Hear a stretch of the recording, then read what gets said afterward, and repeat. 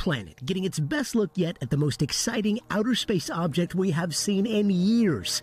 3i Atlas, a mysterious interstellar visitor billions of years old, finally making its closest approach to Earth. If you've been following our 3i Atlas updates, you know this interstellar comet has been making its way through our solar system since July. Well, it's now approaching its closest point to Earth at 167 million miles away. And this is your last real chance to see it before it disappears into deep space forever. Now, the media keeps calling this a historic viewing opportunity. And they're not wrong, but there's something they're not telling you. In this update, I'm going to show you 3 ways to actually see it, including 2 completely free options. I'll explain what equipment you really need if you want to observe it yourself, and I'll tell you why scientists are racing to study it before it's gone. Here's exactly how you can see 3i Atlas during its closest approach period. The comet is currently visible in the Leo constellation, which rises in the eastern sky after 11 p.m. local time and stays visible until dawn. Your viewing window extends through late December as the comet makes its closest pass by Earth. Now, I need to set realistic expectations right up front. When you see those stunning photos of 3i Atlas with its bright greenish tail, those images were taken by professional observatories using equipment that costs hundreds of thousands of dollars and exposure times measured in hours. What you're going to see through a backyard telescope is a small, fuzzy dot, maybe with a hint of a tail if conditions are perfect. But there's something special about seeing an object that's traveled billions of years through interstellar space, even if it looks like an out-of-focus star. Here are your 3 options, ranked from easiest to most involved. Option 1 is completely free and requires 0 equipment. The Virtual Telescope project regularly hosts live streams of 3i Atlas using professional-grade telescopes in Italy. You'll see far more detail through their stream than most amateur equipment can provide. These streams are available on YouTube and run for several hours.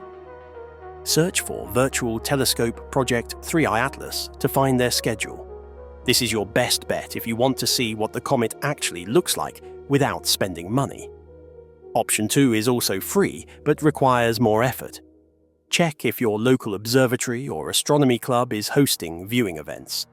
Many observatories open their doors for significant astronomical events, and 3i Atlas definitely qualifies.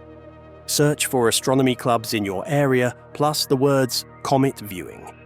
The advantage here is you get to look through a real telescope operated by people who know how to find faint objects. Observatory telescopes are usually much better than anything most people can afford, and the staff can point out details you might miss on your own. Option 3. If you want to observe 3i Atlas yourself with your own equipment, the comet is currently shining at around magnitude 11 to 12, which means it's very faint.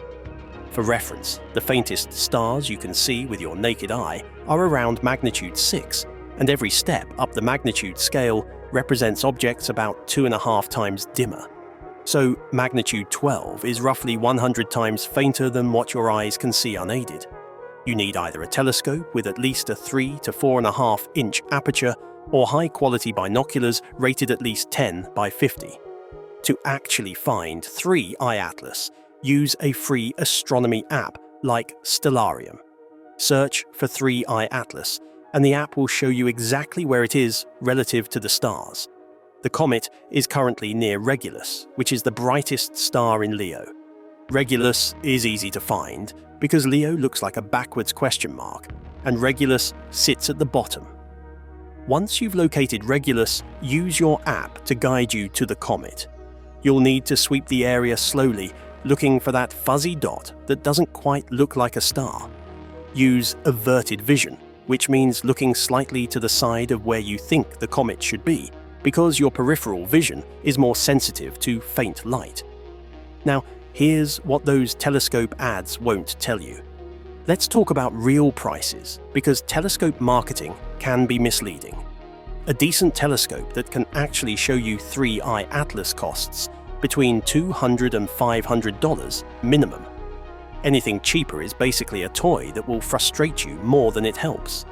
good binoculars in the 10 by 50 range run $100 to $400, and both options require you to know how to use them. Finding a magnitude 12 object is not intuitive. You need star charts or apps to locate it and then translate what you see on screen to what you're looking at in the eyepiece. There's a learning curve, and it's steeper than most people expect.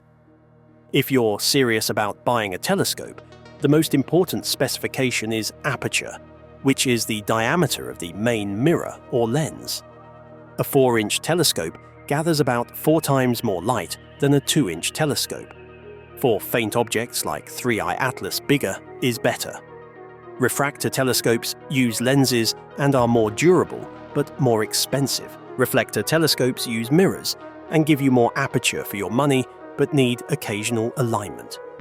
For beginners, a 4 to 6-inch reflector or a 3 to 4-inch refractor is a good starting point. The mount is just as important as the optics. A wobbly mount makes viewing frustrating even with excellent optics. Alt-azimuth mounts move up, down, and side to side, which is intuitive but requires constant adjustment. Equatorial mounts align with Earth's rotation, so you only adjust one axis for tracking. Many beginner telescopes come with flimsy mounts, so read reviews about mount stability before buying. Now, there's one more option that's gained popularity recently. Smart telescopes like the C-Star S50 or Interstellar EV scope do all the hard work for you. They automatically locate objects, track them, and stack multiple images to show you details invisible through traditional viewing. The C-Star S50 costs around $500, and Interstellar models run $2,000 to $4,000. These can produce images that look almost as good as professional observatories.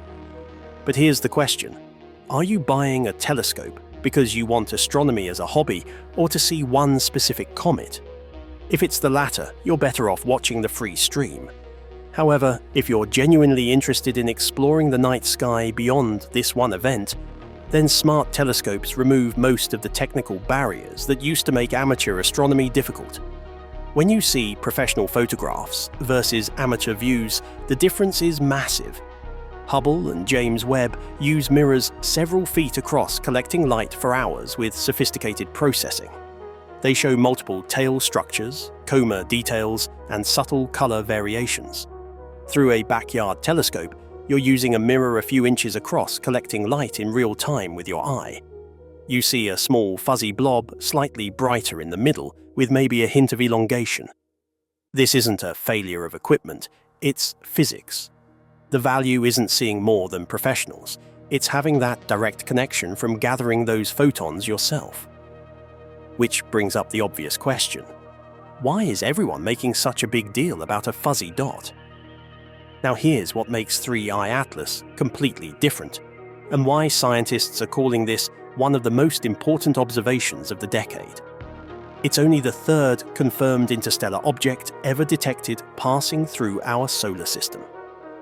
The first was Oumuamua in 2017, which caused a stir because of its unusual cigar shape, and the second was Comet 2i, Borisov, in 2019.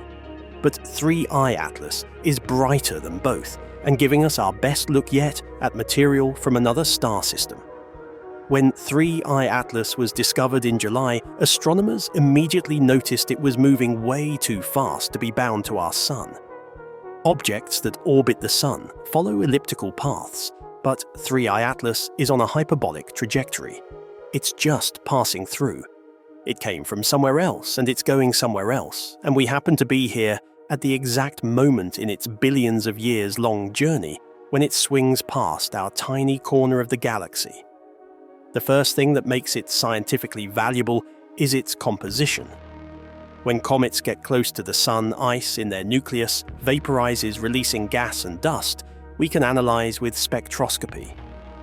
Scientists found 3i Atlas has unusually high levels of carbon dioxide and nickel compared to comets from our solar system. This tells us about conditions in whatever star system it came from. Different stars produce different mixtures of elements, and those get incorporated into planets and comets that form around them. By studying what 3I Atlas is made of, we're studying the chemistry of a completely different solar system.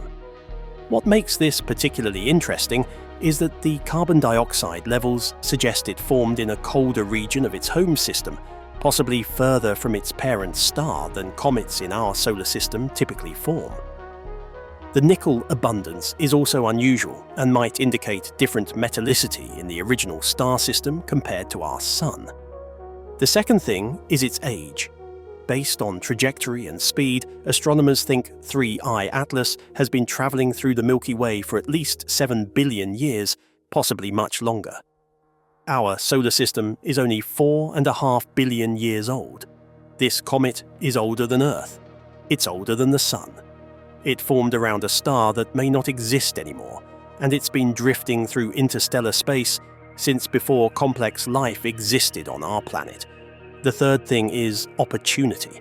We've only detected 3 interstellar objects ever, and we didn't realize what Oumuamua was until it was leaving. 2I Borisov was relatively faint. 3I Atlas is the brightest interstellar visitor we've detected, and it's passing through when we have incredible observatories pointed at it. Hubble has been tracking it. James Webb has been tracking it. Ground-based observatories worldwide have been tracking it. The European Space Agency's Mars orbiters caught it passing near Mars. NASA's Psyche spacecraft captured images on its way to the asteroid belt. This is a coordinated global effort to learn as much as possible before it disappears forever. Now, about that close approach everyone keeps talking about. Here's the disconnect between all this incredible science and what media coverage tells you. Headlines keep calling this a close approach, which technically it is by astronomical standards, but let me put 167 million miles into perspective. The Moon is about 240,000 miles from Earth. Mars, at its closest, gets within about 35 million miles. The Sun is 93 million miles away. When 3I Atlas reaches its closest point this Friday, it'll still be almost twice as far as the Sun. In everyday terms, this is not close. This is very, very far away. It's just that space is so huge that 167 million miles counts as practically in our backyard. The other disconnect is brightness. When media says 3I Atlas is visible, they're technically correct, but leaving out crucial context. It's visible if you have a telescope and know where to look and have dark skies and know what magnitude 12 looks like, which is almost invisible. The faintest stars most people can see are around magnitude 6. Every increase in magnitude means the object is about 2.5 times dimmer. Magnitude 12 is roughly 100 times fainter than the faintest naked eye stars. When astronomers say visible, they mean detectable with instruments. When most people hear visible, they think they'll walk outside and see it. These are not the same thing. There is a reason for all the attention beyond scientific value. The UN's International Asteroid Warning Network is tracking 3I Atlas as part of planetary defense initiatives. This sounds dramatic, but it's straightforward. Any object entering our solar system from interstellar space is flagged for observation because we need to make sure it's not going to hit anything. 3I Atlas poses zero threat. It's not even close to crossing Earth's orbit, but tracking it helps improve our detection networks. It's practice for the 1 in a million chance we detect an interstellar object that actually is on a collision course. The planetary defense angle also helps justify telescope funding. Congress is more willing to fund astronomical surveys if you frame them as protecting Earth rather than just curiosity-driven science. So every time an object like 3I Atlas shows up, it becomes an opportunity to point at budget items and say, see, this is why we need these programs. And the research is genuinely valuable, even if the immediate threat level is 0. So now that you know what you're actually looking at, let's get practical. Here's where we are with 3I Atlas right now. The comet is in its closest approach period to Earth, which represents the best opportunity to observe it before it fades. It peaked in brightness in mid-November around magnitude 10 and has been gradually dimming. During the closest approach window, it's around magnitude 11 to 12 and will continue to dim through late December and into January. After the closest approach period, the comet will continue its journey outward. By early January, it'll be too faint for most amateur equipment, and by late January, it'll be beyond Mars, on its way back into interstellar space, never to return. This truly is a limited opportunity. Every day that passes means the comet gets slightly dimmer and harder to see. Your 3 viewing options remain the same. Watch the Virtual Telescope project streams for free and see it through professional equipment from the comfort of your home. Visit a local observatory or astronomy club event to look through a real telescope with guidance from experienced observers. Or invest in your own equipment if you're genuinely interested in astronomy as a long-term hobby beyond just this one event. What I wouldn't recommend is buying a telescope solely for this comet. The number of barely used telescopes sitting in garages collecting dust is probably higher than the number of active amateur astronomers at this point, and that's a waste of money and potential. If you do observe it yourself, remember, you're looking for a faint fuzzy patch, not a dramatic comet with a sweeping tail, like you see in processed images. Use an astronomy app to locate it relative to Regulus in Leo. Give your eyes at least 15 to 20 minutes to adapt to darkness before expecting to see anything faint. Avoid looking at bright lights, including phone screens, during this adaptation period. Be patient with yourself. Finding deep sky objects takes practice, and there's no shame in not spotting it on your first try. Even experienced amateur astronomers sometimes spend significant time hunting for objects they've observed before, because atmospheric conditions change, and sometimes you just need to let your eyes adjust more. If you're having trouble, try looking slightly to the side of where you expect the comet to be, since peripheral vision picks up faint objects better than direct vision. Whether you're watching through a screen, looking through a telescope, or just reading about it and following the updates, what you're witnessing has traveled for billions of years across distances that make interplanetary space look tiny. 3I Atlas, formed in a solar system we'll never see around a star, we'll never identify, and it's been coasting through the void since before Earth existed. It swung past Mars recently. It's passing by us now. And in the coming months, it'll pass Jupiter before heading back into the space between stars, where it'll drift in darkness for billions more years, until maybe it passes through another star system, and whoever lives there looks up and wonders where it came from. Before we wrap up, I want to ask you something. If you had unlimited access to any telescope in the world, what object in space would you most want to observe, and why? Leave a comment below, because I'm genuinely curious what fascinates people most about astronomy. Is it planets, distant galaxies, nebulae, or something else entirely? And if you're planning to try to observe 3I Atlas, let us know how it goes. Share your experience in the comments, whether you see it successfully or not, because that helps other viewers know what to expect. We'll continue following 3I Atlas in future updates as it makes its final journey through the observable part of our solar system before fading into deep space. We'll cover the latest observations from professional astronomers, what they're learning about its composition and origin, and any changes in its brightness or structure as it moves away. If you want to stay updated on 3I Atlas and other space events, make sure you hit that subscribe button and turn on notifications so you don't miss the next update. And if you found this video helpful, hit the like button, because it helps other people interested in astronomy find this content.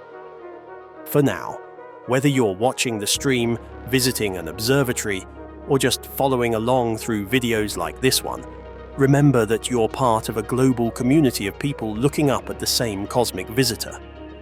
Get outside if you can check out those virtual telescope streams if you can't, and remember that sometimes the most profound observations are the ones that remind us just how small we are in this vast universe and how incredibly lucky we are to be here at exactly the right moment to witness something that's been traveling since before our world began.